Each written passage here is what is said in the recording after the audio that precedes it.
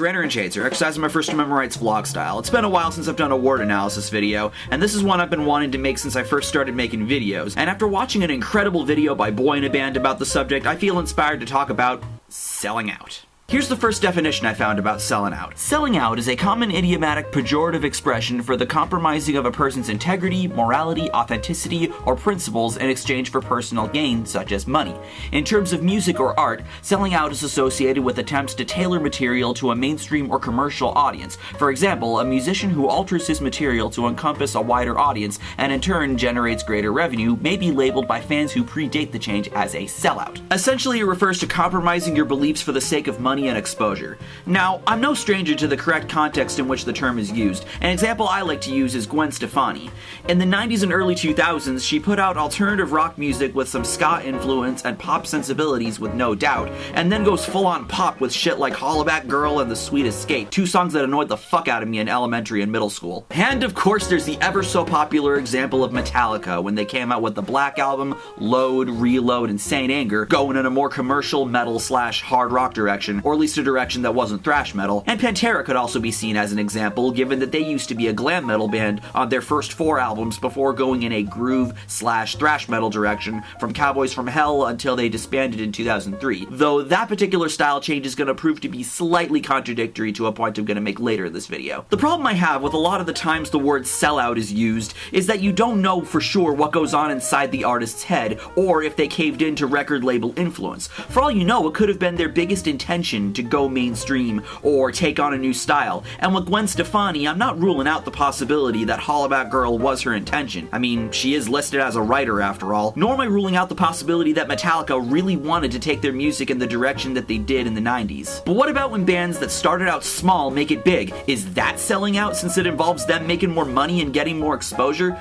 What you need to remember here is that almost every band you know started from the bottom. The only exceptions here would be bands that pretty much bought their way to success, which is really uncommon, or came from an already established act, like when an artist goes solo or when a supergroup forms. But if money and exposure means selling out, by that logic pretty much every band ever would be considered a sellout unless they're so underground that you're their only fan. Another thing, music is their job, and since it's their job, that means they're getting paid. I hate it when people have this idea that it's a bad thing to make money. It's like, do you want the band to be poor? Do you not want them to have the money to be able to tour and record new music? Because that's what it sounds like when you complain about bands making money. But Shades, why can't they just put music out for free? Sure, some bands, mostly smaller ones, have music available on sites like Bandcamp for free, but how are they going to fund their activity if they aren't getting paid for their music?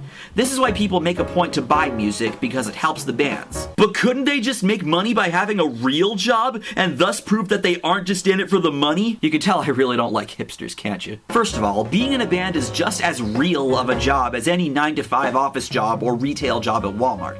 Second of all, while having an outside job can help supplement income that the band isn't bringing in, it also means that less of the band's time is being spent on the band because they also have this job, which is why they make a goal for themselves to get to a position where they won't need the job. This, of course, is a reason why some bands like Allegiant, The Reign of Kindo, and Ne Obliviscaris have turned to Patreon. They want to be able to supplement income so that they can continue their band endeavors. The same, of course, applies to why so many YouTubers are using Patreon, especially these days with ad revenue going down the toilet and people finding certain content being demonetized. Patreon helps supplement money that's being lost to such factors. I don't view that as selling out, unless anybody using Patreon has ever said that crowdfunding is bad and that they would never do it. And I certainly don't view it as e-begging, since it is a voluntary option to donate and no one is being forced to donate, like I said in the discussion about crowdfunding video I made 2 years ago. And why does it matter that bands want to make money? That doesn't prove that money is all they care about. To a degree, yes, you do have to care about money, or else you can't afford food,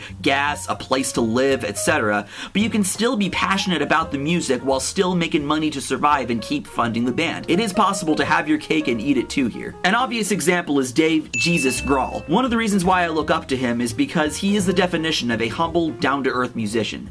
But is that diminished just because he plays in a hugely successful rock band like the Foo Fighters? No, I don't think so. He's never struck me as someone that's developed a rock star ego, and I'm sure some might argue that since the Foo Fighters have a more accessible sound than Dave's previous band, Nirvana, then he sold out. Again, how do you know that Dave forming Foo Fighters was for the sole purpose of cash?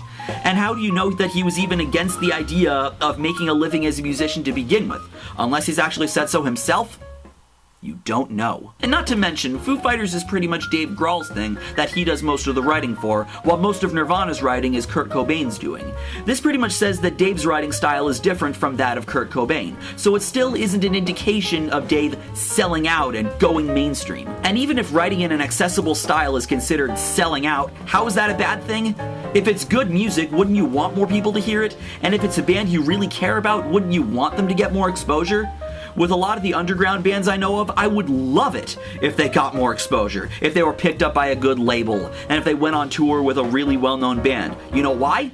Because they're bands I care about and want to see them succeed. For example, there are a number of small pop-punk bands I know of, like Sick Vita, Calloway, The Nightmare Police, Callback Holly, From States Away, and others that I believe have the potential to become successful. If they got as big as their contemporaries like Blink-182, Green Day, or Neck Deep, I'd be fucking psyched. I know people like being able to say they like something that's not super mainstream because it makes them feel unique and special, but I want underground bands to succeed.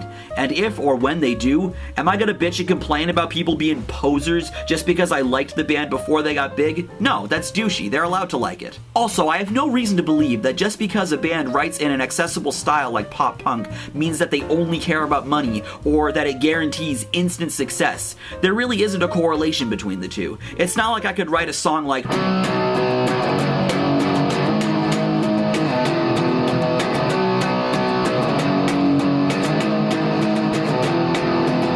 all my financial problems would be solved. It's not as easy as Axis of Awesome or the Pachelbel's Rant Guy make it out to be. Remember the bands I talked about in my top 15 glam metal bands you've never heard of video? By that logic, they would have gotten giant just because they played glam metal. And again, we can't see inside their heads, so we can't prove that just because they played glam metal, that means they only cared about making money. For all you know, they really liked the glam sound that bands like Poison, Warrant, Winger, and others were coming out with and wanted to try making glam metal of their very own. I don't see any reason why that can't be a possibility. And now since I've mentioned glam in the context of selling out, I imagine someone might ask, so didn't Whitesnake sell out? They changed their sound between Slide It In and the self-titled. You're right, there was a change in sound as well as an overhaul of the lineup between those albums, and a similar overhaul happened between the self-titled and the next album, Slip of the Tongue. Here's why I don't look at that as necessarily selling out. If we look at the music on these albums stylistically, there's not really much differences other than that the music sounds heavier after Slide It In,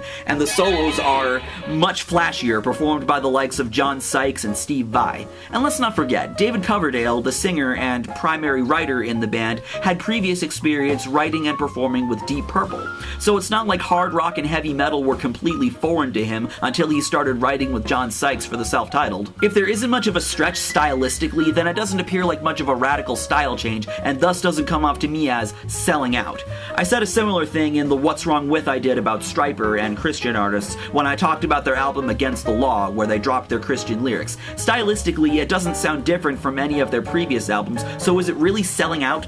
Maybe in the sense that they thought Christianity didn't sell anymore, so they had to adapt to the times, which of course is something you would have to provide evidence of, but it ended up being a financial disappointment. So if it didn't sell, how is it selling out? This sort of relates to how I feel about Suicide Silence's style change on their new album that people have been talking about for the past couple months. That album bombed. So it's hard for me to look at Suicide Silence as sellouts, especially when they've always had a pretty strong following from the get-go. I've never cared for the band, so whenever people ask me how I felt about them as of late, there wasn't really much for me to say other than that they're behaving really childishly. But sellouts?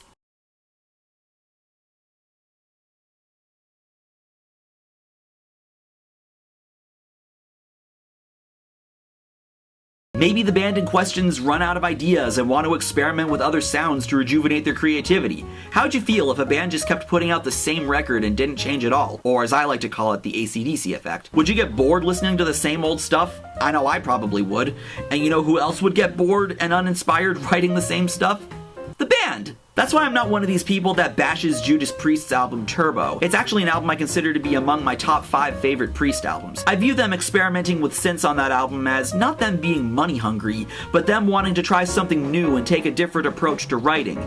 And like with other albums I've mentioned, it's not a huge stretch from their previous work, so I don't view it as selling out. Changing your style is a huge risk, and you shouldn't forget that. I'm sure Pantera felt when they recorded Cowboys from Hell, even while being signed to a label like Atco Records, which is a division of Atlantic Records, a feeling of uncertainty as to if this new sound of theirs was going to catch on and not end up being a financial disappointment or a disappointment amongst their fan base, especially since they had walked away from a style that was known for breeding some big bands at the time. But at the same time, I feel like when you're in a position like that, you don't really have much to lose. So they took that leap of faith and became one of the most popular metal bands of the 90s decade. When it comes to record labels, I do view them as beneficial to a band succeeding in the industry, which is why I'm not against the idea of an independent band getting picked up.